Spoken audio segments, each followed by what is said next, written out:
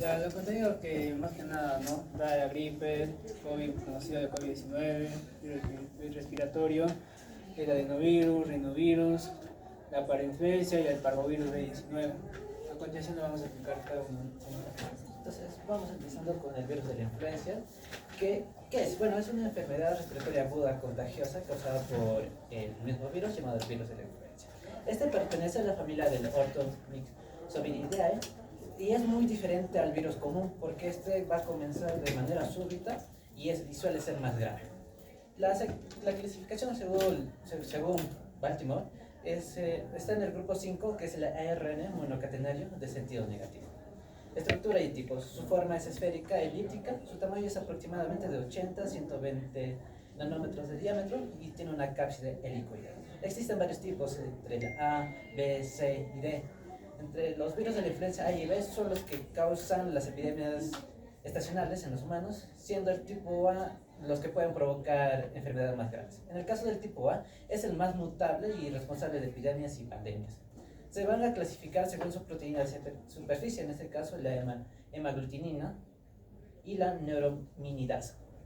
En ejemplos tenemos el H1N1 y el H3N2, entonces sería así: hemaglutinina 1 y neuraminidasa 1.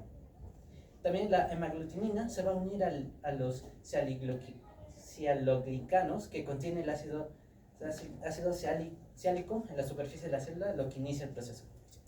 El proceso de infección, la transmisión. Una persona infectada en el momento de toser, hablar o estornudar va a soltar pequeñas gotitas con los virus. Esto va a ingresar en una persona que no está contagiada y estos se van a unir con una célula huésped usando la proteína de superficie, en este caso la hemaglutinina.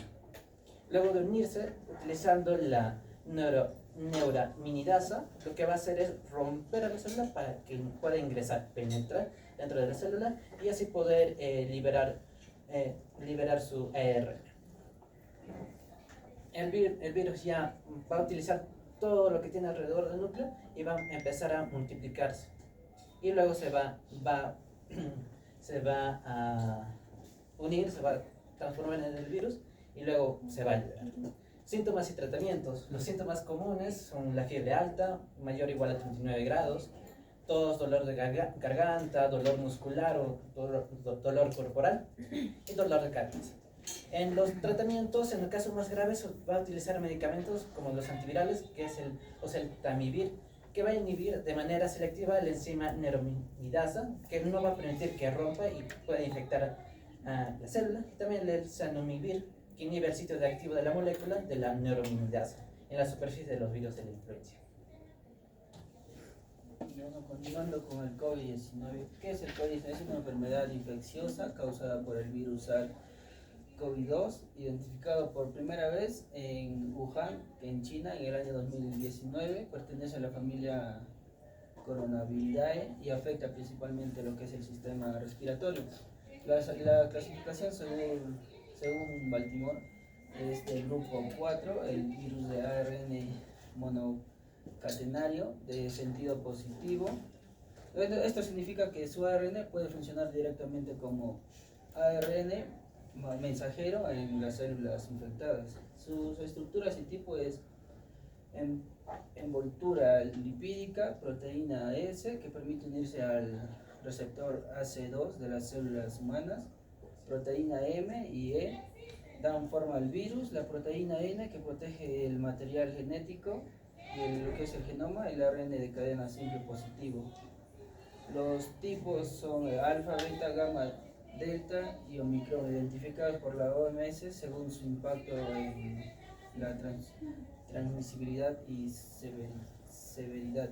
Sus síntomas y tratamientos son comunes: es fiebre, tos seca, dificultad al respirar, fatiga, pérdida del olfato y del gusto, dolor de la garganta y malestar general. Su tratamiento no existe, no existe cura específica, se usan medidas de soporte o remedios caseros. Su proceso de identificación es la proteína S, según el receptor del AC2 en las células respiratorias. El virus libera un ARN dentro de la célula y después la célula infectada produce copias del virus.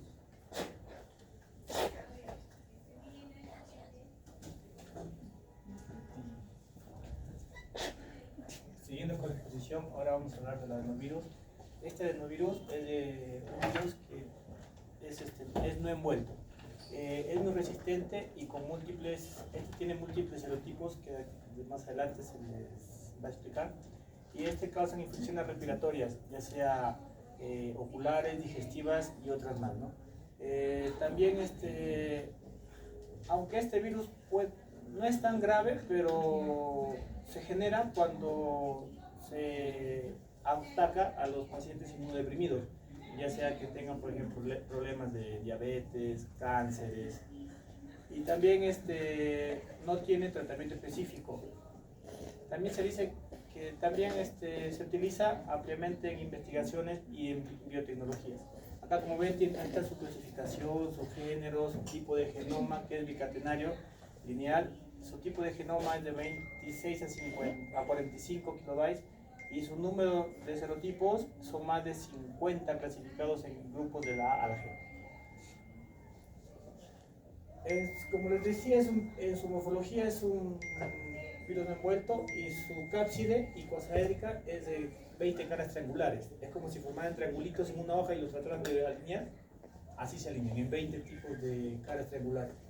Sus fibras que tiene, sus vértices en el virus, en su cápside, estas se unen a los receptores celulares y estos son responsables de causar el tropismo, que permite la entrada a ciertas células específicas. ¿Qué indica esto? Esto indica que esto es como una entrada para que se genere la infección. ¿Dónde generan esa infección? Eso lo tienen en sus fibras, en la cápside del virus. También en su replicación, estos se replican en el receptor celular, lo hacen mediado por endocitosis mediada por clatrina. Liberan su genoma a través de su núcleo, o sea, dentro del virus, ahí es donde ocasiona su liberación del genoma. Se transcriben y se traducen por genes tempranos, su replicación de ADN viral se transcribe y traduce sus genes tardíos. Tienen ensamblaje en viriones y se liberan por lisis celular. En la respuesta inmune, acá sí va a hablar del serotipo específico, porque la infección natural, como sabemos, genera anticuerpos neutralizantes y en algunos de estos virus puede inhibir su respuesta inmune innata, especialmente que es mediada por la expresión de proteínas que bloquean la acción del interferón y del complejo mayor de histocompatibilidad del tipo 1. Esto van a quienes invaden específicamente a los linfocitos T citotóxicos, y acá van a ver el tipo de enfermedades, algunas de las que son más comunes, como les dije, ocular, respiratoria, digestiva, urinaria y sistémica. Bueno, continuamos con el virus del rinovirus, que va a ser es un virus de ARN de la familia Picornaviridae, que es la causa más frecuente en enfermedades y es el resfriado común. Existen más de 160 serotipos, lo cual dificulta el desarrollo de una vacuna. En la clasificación, según Baltimore, como pertenece a la familia del picornavirus, entonces son clasificados en el grupo 4, que es el ARN monocatenario de sentido positivo. La estructura está compuesto por una cápside que contiene cuatro proteínas virales, el BP1, BP2, BP3 y BP4. En este caso, también que no va a tener una envoltura. Las proteínas BP1, BP2, BP3 forman mayor parte de la cápside proteica y la BP4, como va a ser un tamaño mucho menor, pero una estructura más extensa, se sitúa en la interfaz entre la cápside y el genoma de ARN. El virus va a tener una cápside icosaédrica. Va a medir aproximadamente 30 nanómetros. El proceso de infección, igualito que el virus de la influencia, una persona va a tener el virus y al momento de estornudar, toser o hablar va a soltar gotitas que la otra persona va a aspirarla. La unión, el virus se va a unir con el receptor ICAM1 y de la célula nasal. La entrada, el virus entra por la célula por endocitosis y al penetrar se va a desnudar y va a liberar su ARN y va a empezar el proceso de replicación, utilizando utiliza, bueno, el ARN de polaridad positiva actúa como ARN mensajera y utiliza los ribosomas celulares para producir nuevas proteínas y genomas virales. Y luego van a liberarse rompiéndolas. Síntomas y tratamientos generalmente son leves y autolimitados. Se resuelven entre 7 a 10 días. Síntomas típicos: congestión, goteo nasal, estornudos, dolor de garganta, tos, malestar general. Entre los tratamientos existe un medicamento, el bioconaril, compuesto de más de, bueno, se estudia más para el rinovirus, lo cual va a introducirse en los bolsillos de la cápside viral, impidiendo el reordenamiento, su unión a la célula y la replicación viral.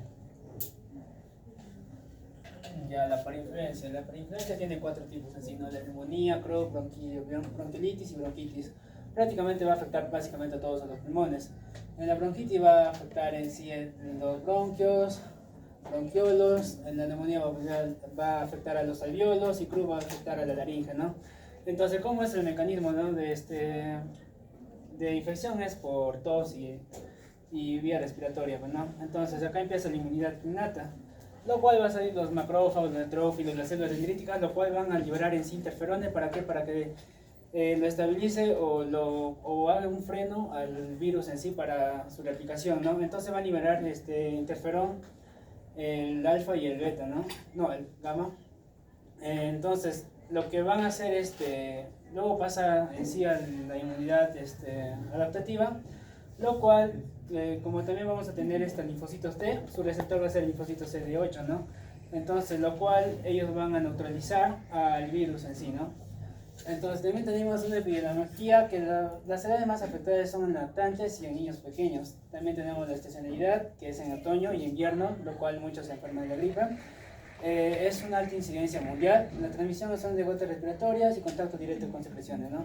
También tenemos un mecanismo de transmisión que es la hepatogenia, que es la entrada por vía respiratoria, infección del epitelio respiratorio, que básicamente lo va a hacer el daño celular, inflamación y producción de moco y obstrucción.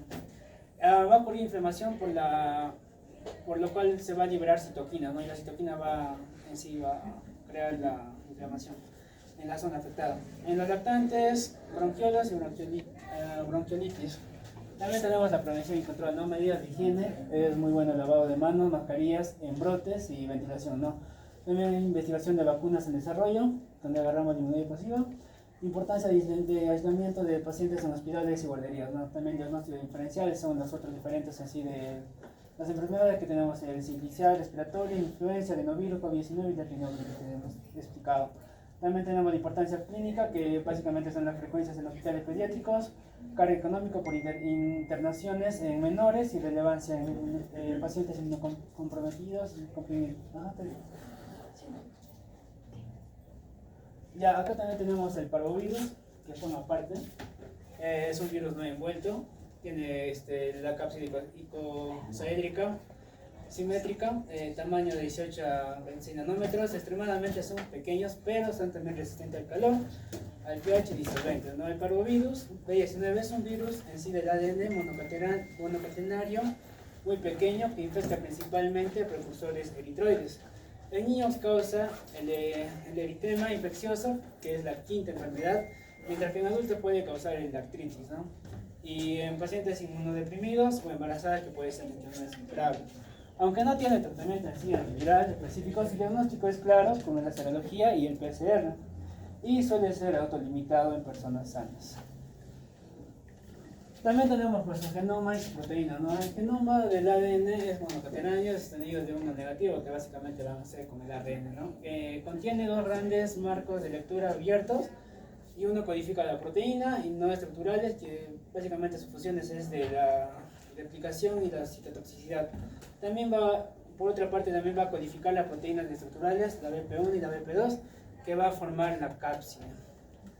El parvovirus tiene la afinidad por las células eritroides, como le vuelvo a repetir, lo que explica su efecto en la producción de glóbulos rojos que producen infección lítica de precursoras de, ¿no? Luego tenemos el ciclo de replicación, que la infección en sí requiere de células en división activa en la fase S. Tropismo principal, precursores eritroides en la médula ósea, que va a hacer el ingreso por endocitis. mediada por receptor, ¿no? El receptor primario va a ser la pega de antígeno, que va a estar presente en las células eritroides. Después de la entrada se libera el ADN viral en el núcleo y luego va a utilizar la maquinaria celular para la replicación del ciclo lítico y luego va a ocurrir la lisis celular. Ya, las manifestaciones va a ser el eritema infeccioso, básicamente va en la población de los niños. Va a ocurrir como todo, ¿no? Una fiebre leve, mejillas abofeteadas. En el artritis, más que nada se da en adultos, más que nada en mujeres. Lo que va a ser de dolor articular, va a dar simétrico, tipo de artritis, reumatoide. La crisis aplásica transitoria va a dar en personas con anemia hemolíticas. Va a ser la disminución abrupta de reticulocitos. En anemia crónica, en pacientes inmunocomprometidos, va a dar infección persistente de precursores de eritroides. Y por último tenemos la hidropesia fetal, ¿no? Que básicamente acá es en los fetos, y luego va a dar su infección intrauterina, que es la anemia fetal.